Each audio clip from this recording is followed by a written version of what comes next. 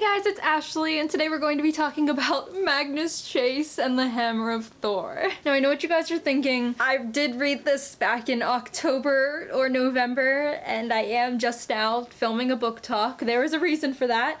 Number one, I did film this book talk once before back in November, and I hated what I did in it, so I deleted it. And then I tried to film it again, and I also didn't like it, so I deleted it again. And then I just forgot to film another one, and my notes have still been sitting in my phone, and every time I pass them in my notepad, I just feel guilt and remorse for not doing this book justice, and so that is what I'm here today to do. So I'm not really going to do any of a non-spoilery section for this book, just because this is the second book in the series. If you don't already know, Riordan, it's about the Norse gods. Magnus Chase is the son of a Norse god, and he's gotta go on missions and do stuff to save the world. It's kind of like Percy, but the Norse edition, and he's actually Annabeth's cousin. So if you were planning on reading this series, I probably wouldn't do it until I've read Percy Jackson or Heroes of Olympus.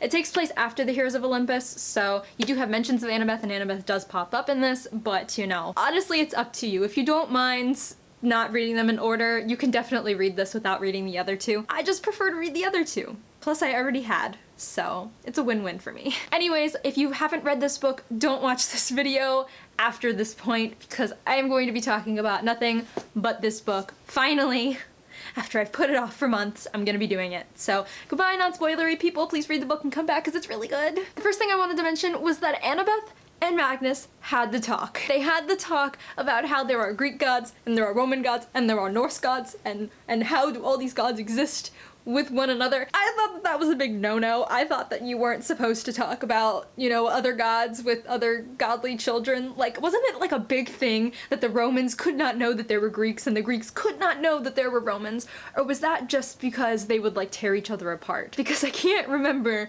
and if that was the case, then why would it be okay for the Norse kids to know about the Greek kids? And like, in my mind, it didn't make sense, but now I'm thinking that it was just in that situation. Maybe the Greeks and the Romans would have torn each other apart. So now my thought doesn't even have anything to back it up, so I really shouldn't even be mentioning this, but they had the talk! The world is just one big messed up place and they can deal with it together. The very beginning, Otis the goat dies, and my heart was split in two because I loved Otis. But then I remembered that he's an immortal goat. Whenever he dies, he comes back to life. So it really didn't matter to me. But then again, I wasn't sure if because he was in Midgard, it would have made any sense. Remember, I haven't read this book in like 4 or 5, 6 months, so if I'm a little fuzzy on the details, that's why. So one of the best parts of this book was when Sam brought her brother to Valhalla. It ends up being Alex, and he ends up being a floor mate. Alex is a gender-fluid transgender. A majority of the time in this book, she identifies with she and her pronouns, so that is what I'm going to be using throughout the majority of this video. She honestly was one of my favorite characters throughout the entire book. It made my heart so happy to know that Riordan included a transgender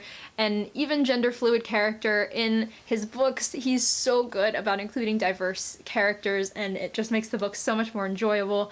I seriously loved Alex. She was a daughter of Loki, right? And it was just the way though that she was daughter of Loki was so weird. It was like Loki became a woman to, you know, seduce a man, and so Loki got pregnant, so Loki was really her mom and not her dad.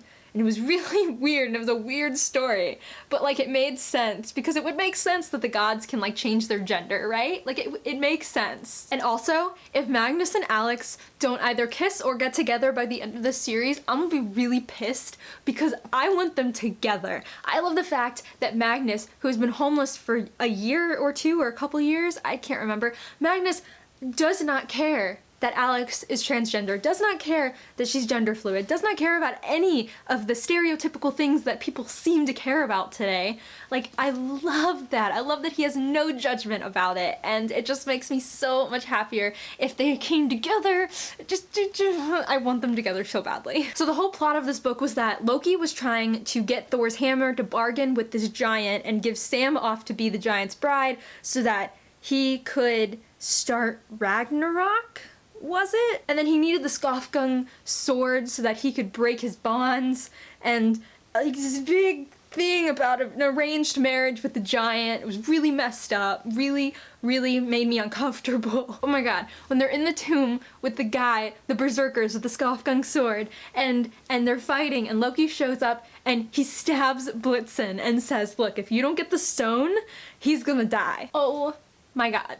My heart stopped. Like, Blitz cannot die. So they go to Alfheim to get the sword, and we get even more bad news. You know, Hearth's dad is a big asswipe. Like a huge asswipe. The biggest douche canoe that I have ever read about. Ever. He blames his son for his wife and his other son's death. And he's making the son repay his debts by like filling this rug with the gold coins, but he can never earn enough gold coins to fill the rug, so he's just gonna be eternally repaying his debt to his dad. His dad.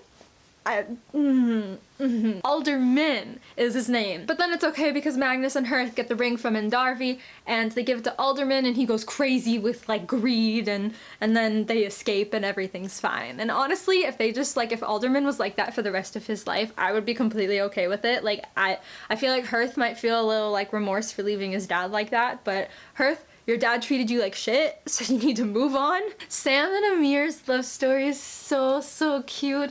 I love how Sam just goes and tells him everything he needs to know. Tells him, look, I'm a Valkyrie, and I can fly, and I saved the world. These are my friends, and they also saved the world. And this guy's dead, but he's not really dead. And then the fact that Amir was trying so hard to make sense of it. He was trying so hard to accept it.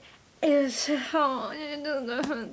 don't work out in the end, if something happens to either one of them, I'm gonna throw something. There's no way I'm not gonna throw something. I'm gonna throw something. So the wolf guy person that was attacking Magnus in the beginning ended up being Utgard Loki, who's really the eagle guy person in the first book. Utgard Loki makes absolutely zero sense to me, and if you guys agree, please let me know down below. I don't understand where he fits into this. Like, maybe it's just because I haven't like read this book in a couple months and I'm just now thinking back on it, but I just don't remember why he made any sense in the books. I just don't get it. And then there's this big bowling competition, and it's so funny because I'm just trying to imagine Magnus and Alex and Sam and her, and I think, was Blitz there? I think he was. And they were bowling against these giants. And it was just so funny. It reminded me of the scene in Ella Enchanted where they were dancing with the giants and they were like making her sing, and they were so small and they were so big, and it was just so funny. I can't. It just makes me want to burst into song. Like, it makes me want to burst into Queen music, and I can't do that now. I have to talk about this book. I can't burst into song. Utgard Loki tells them that Loki wants the Skofgung sword and stone so that he can free his bonds and essentially escape. And then not even that, but they wouldn't even get Thor's hammer back because it would be given as a bride prize to the groom's family, which would be Thrum.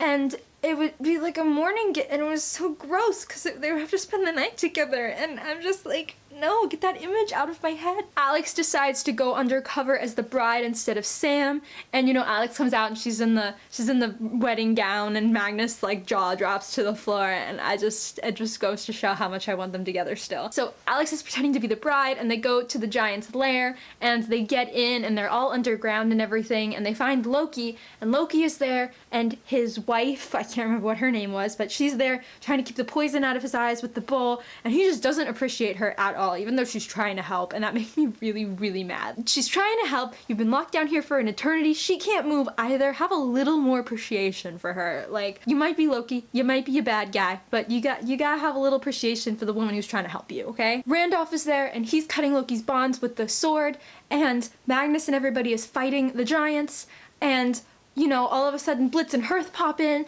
and then Randolph is done cutting the bonds, and the sword just makes him go poof, and he disappears. And then Loki gets up and says like his speech, and then he runs off, and then right after he runs off, Thor and what's his name and the other guy, they all come in. I hate those moments so much. They're supposed to stop Loki, but they got there right after he left, and that's very aggravating to me. So now essentially they gotta stop Loki from setting off Ragnarok. for a third time. So they all go back to Valhalla at the end, and I loved the scene where Magnus goes into Alex's room and he talks to her as if he knows exactly when her gender changes and when she identifies with a certain gender. And it was so adorable because Alex has never known somebody who has been able to like immediately tell that she is identifying as a male, identifying as a female, or it's just if they don't get together, I swear. And then finally, the scene, the best scene by far in the entire book is the very ending, the cliffhanger. It's the one scene that I remember the most vividly out of this book. Honest to God, it really is. Magnus goes to Annabeth and says, you know, I remember you telling me the story about how you crossed the sea in a ship on one of your missions. Would you be able to help me? And Annabeth goes, that's true, I did. But you know what? If you're crossing the ocean, you know, I know a guy who's really good with water and really knows the ocean really well. So, Magnus, I think it's time you met Percy. And oh my god, the series are coming together and they're gonna intertwine and it's gonna be great. It's gonna be amazing. I need to pick up my book. I cannot wait for the third book. Now that I've done this book talk, like my hype for the third book has just like gone up the roof. And so that is going to be it for my Magnus Chase and the Hammer of Thor book talk. Thank you guys so much for waiting this long for me to finally film this. I'm so happy that I finally did. If you guys have read this book, please let me know what your favorite scene in the book was. Thank you guys so much for watching and I'll catch you later. Bye!